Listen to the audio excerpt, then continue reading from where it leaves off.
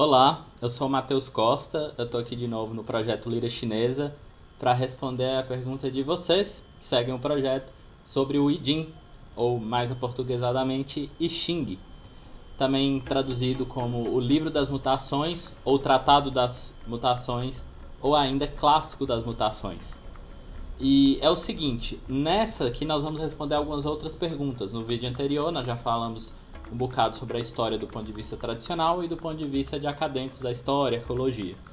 Agora nós vamos começar por uma pergunta que eu já respondi parcialmente no outro vídeo, que é: existem histórias de uso do I Ching pelo governo chinês, como durante as antigas dinastias chinesas?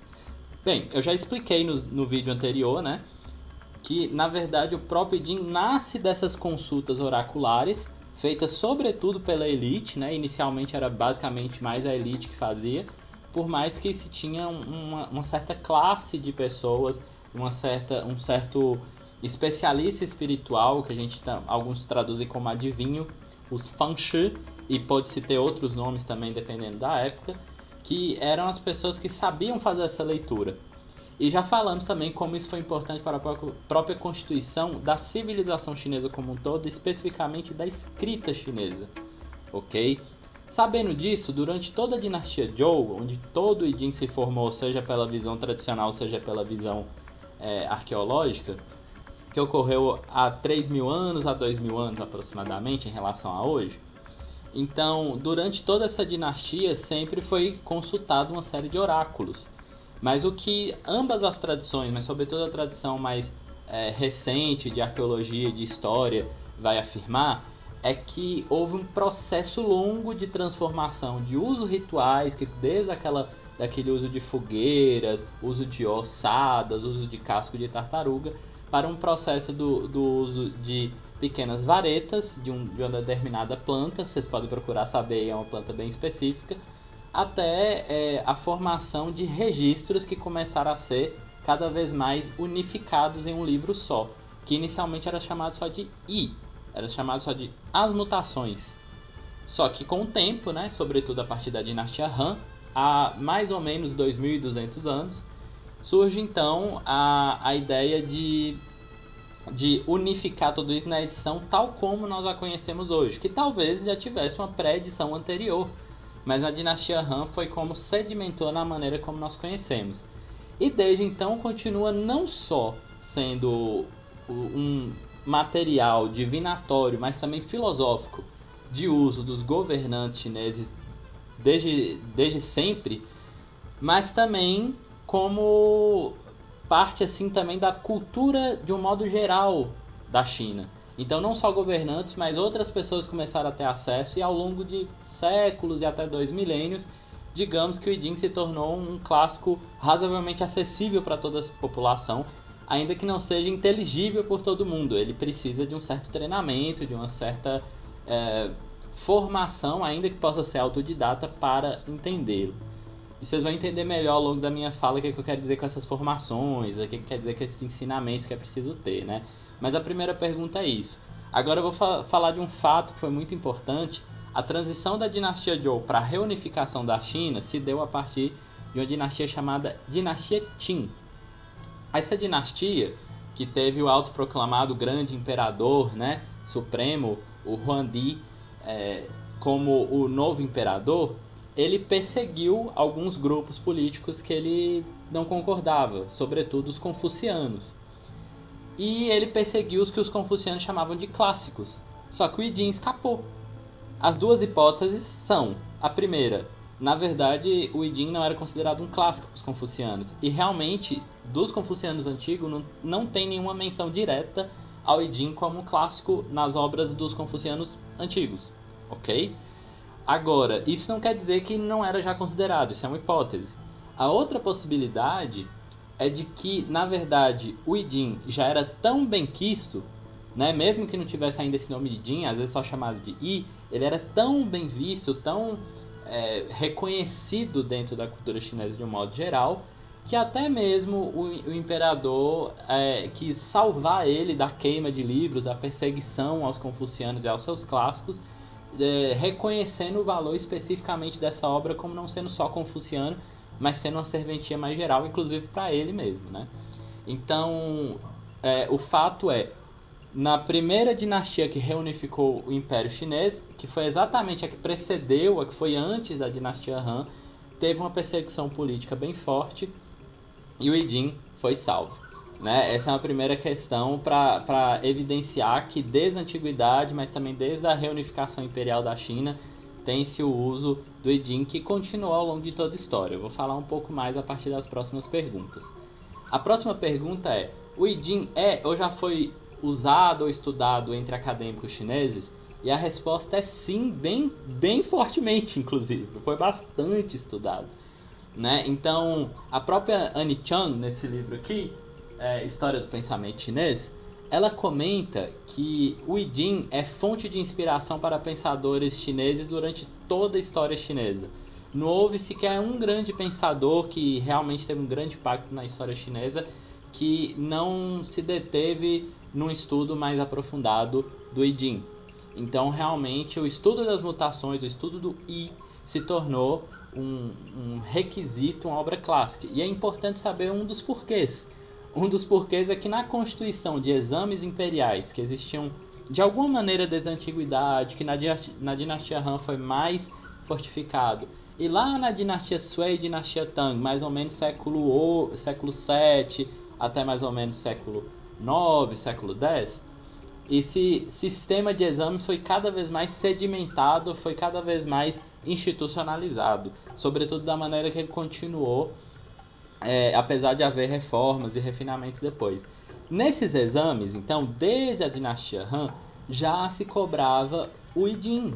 Então, se alguém quisesse ser funcionário público, desde um prefeito ou um funcionário menor de alguma cidade, até um alto ministro do escalão da burocracia chinesa, né, do governo chinês, do Estado chinês, era necessário estudar o Yi. Então, isso de alguma maneira obrigou a toda uma elite intelectual da China durante 2000 anos, um pouco mais de 2000 anos na verdade, saber sobre o Yi.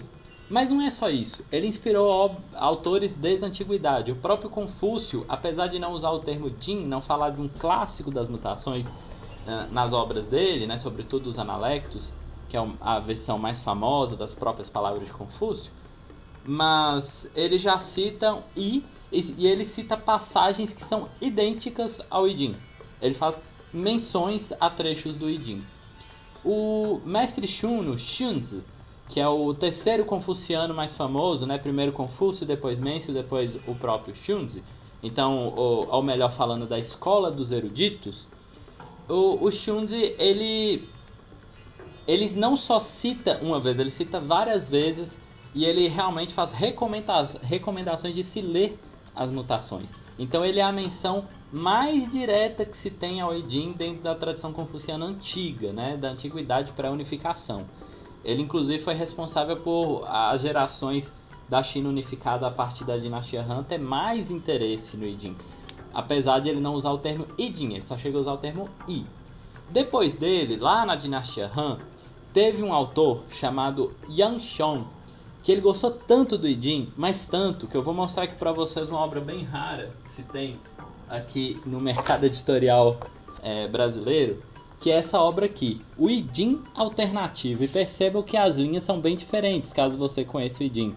Por que são diferentes? Porque, na verdade, esse título está um pouco enganoso, não é um Yi alternativo. Essa obra aqui se chama Tai Xuan Jin, que significa o clássico do supremo mistério, o clássico do mistério máximo, do mistério ilimitado. Aliás, assim, tem várias possibilidades de tradução. A grande questão é que esse pensador, o Yang Shong, escreveu essa obra que está traduzida em português e quase ninguém sabe, ali no meio da dinastia Han, justamente a partir de um estudo do Yi. E ele gostou tanto do Yi que ele quis fazer a versão própria dele. E a versão própria dele não tem só trigramas, tem também quadrigramas. Então, imagens em 4 linhas, e essas linhas, como vocês podem ver, são divididas não só em 2, mas também em 3, como essa daqui pode ser notado. Isso, saindo um pouquinho da dinastia Han, Aliás, o final da dinastia Han para o início do período que começa a China se tornar conturbada e ter várias dinastias simultâneas em disputa do poder de novo, ali no século 3 para o 4, existiu dois autores que vale muito a pena falar. Um deles, bastante famoso, é Wang Bi, o famoso comentador do Lao Tzu, comentador de Confúcio e comentador do Livro das Mutações. Inclusive, eu já indiquei aqui no vídeo anterior um dos tradutores para o inglês do comentário do Wang Bi ao Livro das Mutações, ok? É o Lin. Depois vocês procuram esse autor, o Lin. Que apesar do nome parecer chinês, mas não é não, tá? É anglófono. Agora, outro autor bastante interessante que vai servir para uma outra pergunta que eu vou responder depois é Weibo Yang. O Weibo Yang, ele era um daoísta, do início do daoísmo, quando o daoísmo estava ali no século II, começando a se institucionalizar no final da dinastia Han. Para quem não sabe, o daoísmo existe como uma tradição ancestral na China, mas na época antiga não existiam comunidades que se autoproclamavam daoístas. Existiam os Fangshi, existiam os Wu, que são ou chamados de os adivinhos ou de xamãs, existiam leitores e comentadores das obras clássicas daoístas, mas não se tinha um grupo que se autodenominava daoísta. Isso vai aparecer só no final da dinastia Han, há 1800 anos, que já é muito tempo.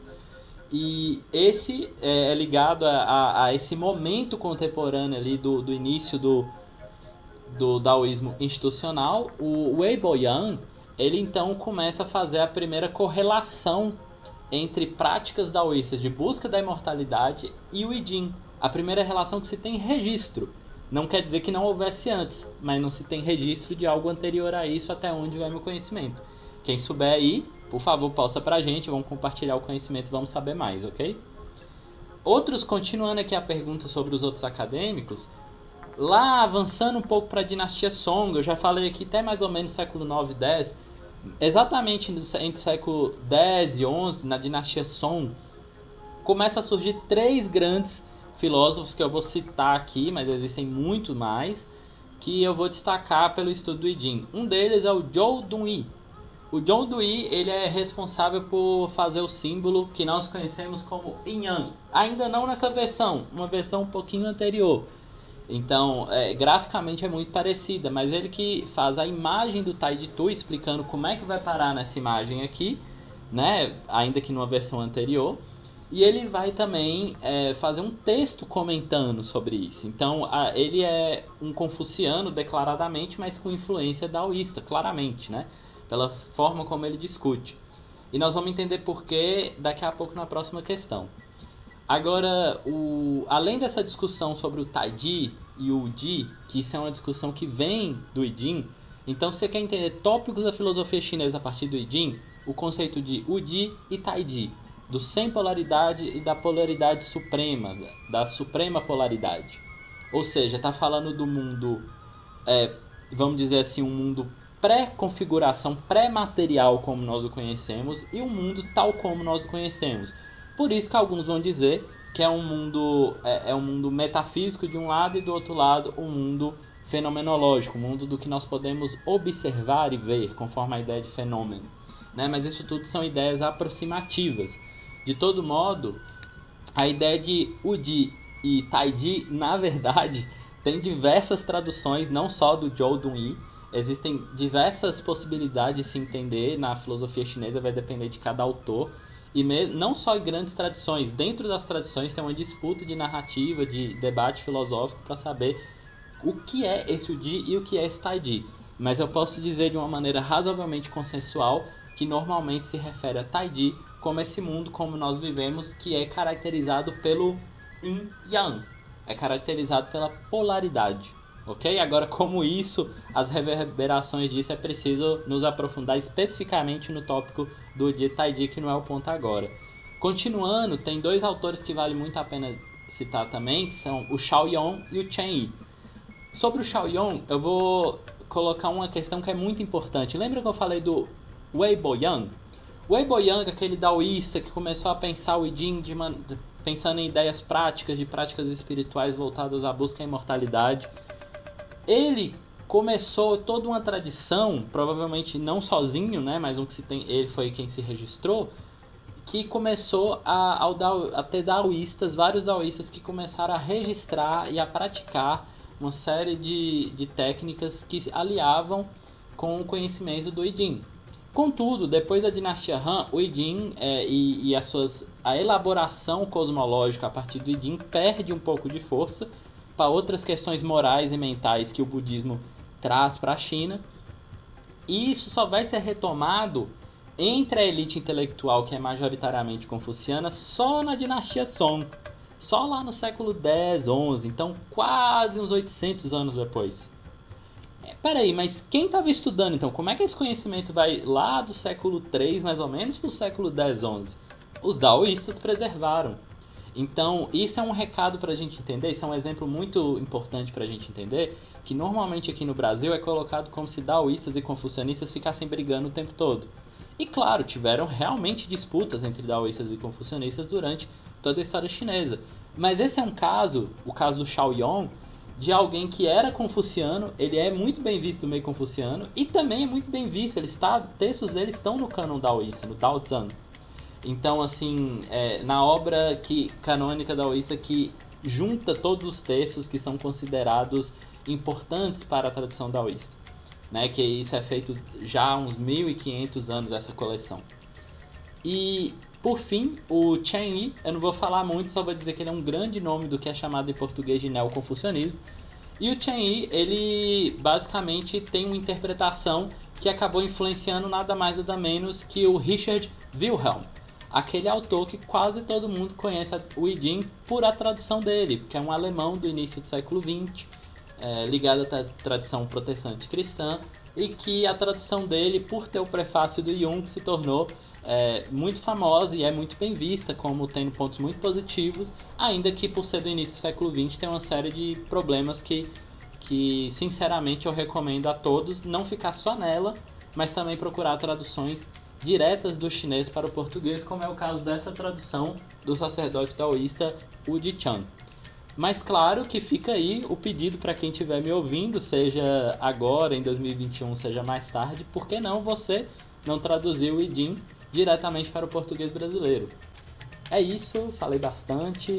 E aqui fica à vontade para comentar, para propor novas ideias. Se você discorda de algum ponto ou tem uma outra ideia sobre o que eu falei, coloca aqui as fontes, vamos conversar, vamos entender melhor aqui do mundo tradicional chinês. Um abraço, muito obrigado.